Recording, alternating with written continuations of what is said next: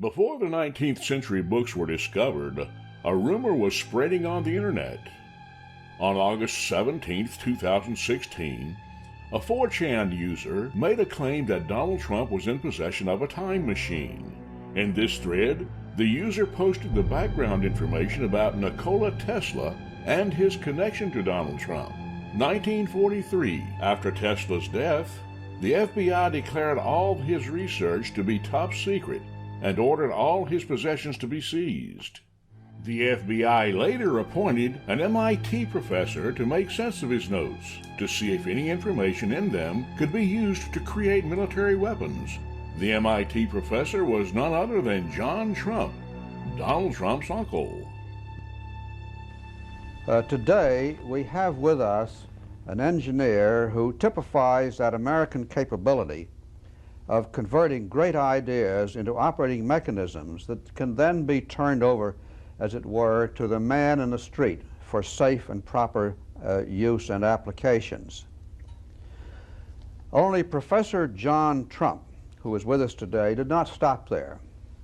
Now, when you went to MIT, I believe your original intentions, if they may be so described, was to go into electric power types of applications. Is that right? That's right. I had become interested in the design of electric power machinery.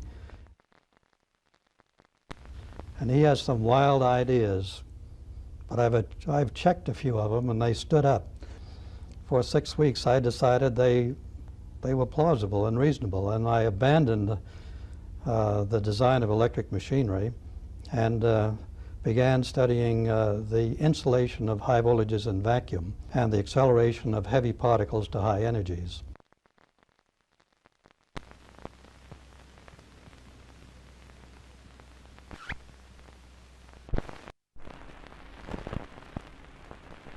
My uncle explained that to me many, many years ago, the power, and that was 35 years ago. He would explain the power of what's going to happen, and he was right.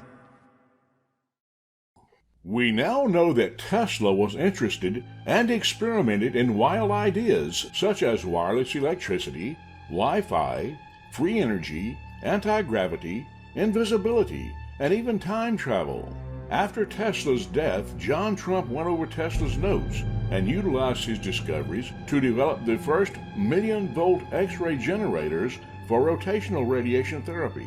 Although John Trump thought Tesla's time machine was possible, it could not be created using the technology from that era. John Trump later died in 1985, but not before leaving Tesla's notes to his beloved nephew, Donald Trump. Around the same time, Trump was using pseudonyms such as John Miller and John Barron in partial homage to his uncle. Old spokesman, as the Washington Post headline writes, maybe that it's been such an open secret for so long it's hard to believe that anyone is still questioning it. What's your name again? John Miller. And you work with Barron? Yes, that's correct. It was back in the 1980s, and when the flashy New York real estate mogul needed to get a bit of news out, the newspaper reports it was common knowledge among New York reporters that Trump just assumed a different name and handled the media calls himself. I can conclude with a fair degree of scientific certainty that it is Donald Trump's voice. This afternoon, Owens compared the John Miller on that phone call with People magazine to the real Donald Trump interviewed on CNN's Larry King Live in the 1990s. Due to the quality of the old recordings, he couldn't use his biometric analysis that he says would be absolutely certain, but based on pitch, tone, cadence, and his expertise, John Miller and Donald Trump are one and the same. Yes, it's my opinion that it is Donald Trump's voice. Now it's suggesting that you misled us. Yeah, that I'm lying. I'm not lying. His denial was, that doesn't sound like me. It's interesting, because if somebody called me up and said, did you call and pretend to be your own PR person, I would say, no, I never did. I have never done something like that, ever. I wouldn't say that doesn't sound like me. Right. So you don't believe him. Were you surprised to see him misleading? No, I'm not surprised to see him misleading. Of course not. I mean, I would probably be a little shocked that this came into my life. But Megan, the main thing here is that I didn't leak the tape. And there were two people on the conversation. Wait, you taped it because you're a reporter doing your job? Yeah, and I lost the tape. Were you the only one with a copy of the tape? Yes. When did you lose it? Back 25 years ago. Could somebody have stolen it? No.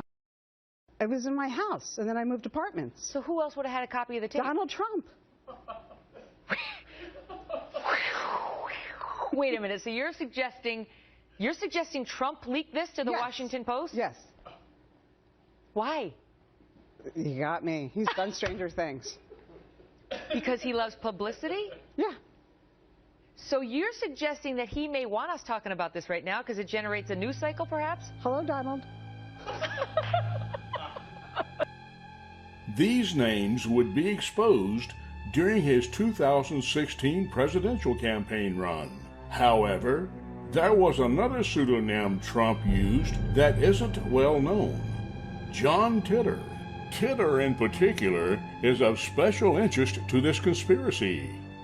Oliver, welcome to the show. Thank you. Thank you very much. Okay, Oliver, just give us an overview of who John Titor was. Sure. John Titor. Actually, I just took a look at the calendar, and it's going to be exactly 10 years ago, November 2nd, that somebody claiming to be a time traveler from the year 2036 went on a series of internet forums claiming to be a time traveler. And they offered to answer questions. They talked about the future, about technology, how time travel worked. And for a period of 3 months, this person answered questions, and then they announced that they were going to leave. And this was March of 2001. This person announced that they were leaving, and they were never heard from again. And I think the reason why we're here talking about it 10 years later is because a lot of what this person said, people feel has come to pass. Talking about the physics and the technology and the politics. We're here and I'm here because some of the things that this person said sure made it sound like they really were who they said they were, a time traveler. Making claims as early as November of 2000 to be a time traveler from the year 2036. Titor spoke of events that happened in his native timeline onto an obscure internet discussion board, posting several warnings for personal reasons. Answering questions directed toward him, he even posted several pictures showing the instruction manual and the time device, manufactured by General Electric, in the back of his 1967 Chevrolet. There are rumors he even faxed messages to various radio hosts like Art Bell of Coast to Coast AM, warning of the impending future. He spoke of terrible events that would occur from early 2000 through 2012, leading to war. He did not name Islamic terrorism, but mentioned that a skyscraper would vanish in New York, not speaking specifically because the timeline was often in flux. But one of the predictions that this person made in the fax, he said that in New York, there's a skyscraper missing. He says, where I'm from, in my time, there's a skyscraper that's missing. This is 1998, so 9/11 had not happened here. So a lot of people point to that as John trying to, signal that, hey, I am who I say I am, and you're not going to realize it until the year 2001. BuzzFeed dug up an old quote from Donald Trump talking about a large-scale terror attack 19 months before 9/11. In his 2000 book, The America We Deserve, Trump wrote, "I really am convinced we're in danger of the sort of terrorist attacks that will make the bombing of the 1993 Trade Center look like little kids playing with firecrackers." Trump also mentioned the mastermind of the attack, writing, quote, "One day, we're told that a shadowy figure with no fixed address named Osama bin Laden is public enemy number one, and U.S. jet fighters lay waste to his camp in Afghanistan. He escapes back under some rock, and a few news cycles later, it's on to a new enemy and a new crisis." Trump. Wait. Yeah. Mm-hmm. Okay, hold on a second. Mm-hmm. Is this really Trump before 9/11? Have you read this? It's 2000 in his book. Are we making this? Did you make this up, Mika? Titor said he had to be extremely cautious and analyze the future infinite temporal variables and possibilities before making his move. Sometimes greater disasters can be triggered with the best intentions. In his timeline, the United States gets involved in a civil war that ends with a limited nuclear exchange between Russia, China, and factions within the United States. He does not view Russia as an enemy, however, but that the rebels in the metropolitan cities were the cause of the war, and Russia acted in behest of another American faction. The United States recovers, but the world is irrevocably changed from the one we currently exist in. So what was John's future like? I mean, what did he say about the year 2036? The year 2036, according to John, was a period where the Earth, nations, countries, states were recovering from a third global war, which was a nuclear war.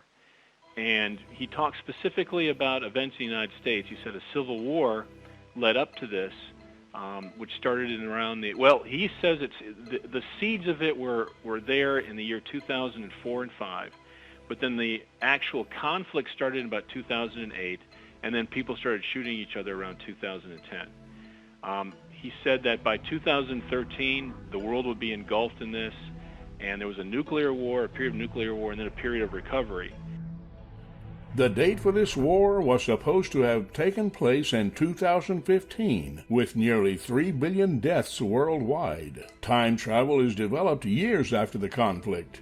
Titor says on one internet post that when he visited a 20th century supermarket, he was amazed with the amount of food available.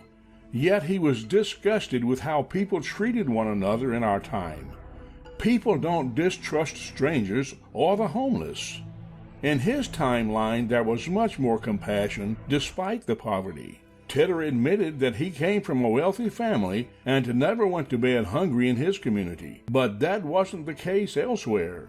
Titor originally traveled to the past to recover artifacts and information from our timeline to benefit his own. So he came from the year 2036, but what was his mission originally?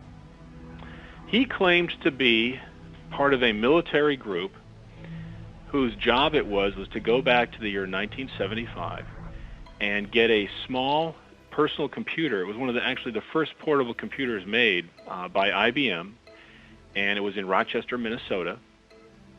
And he claims that they needed this computer in the future because it had the ability to communicate between very large old mainframe IBM systems and other systems that they had. I guess there was some special trick or technical issue inside this computer that allowed it to talk, I think it was BASIC, APL, and system language, but it could all be done in this one computer, and it was portable, and that's why they needed it. Now, at the time, nobody really paid too much attention to it, but this is one of the things that got me was after this person was gone, after he left, some IBM engineers came forward and said, I don't know if that guy was a time traveler or not, but everything he said about that machine is true. And maybe only 20 people knew about it because it was a marketing issue at the time that they didn't want people to know that the machine was that versatile because then it would have diminished their business. So they kept that under wraps. So at the time, there was only about 20 people that knew that this machine could do it. And, apparently John Titor was one of them, or he really was a time traveler. Imagine that this line represents time. Here's the present, 1985, the future, and the past.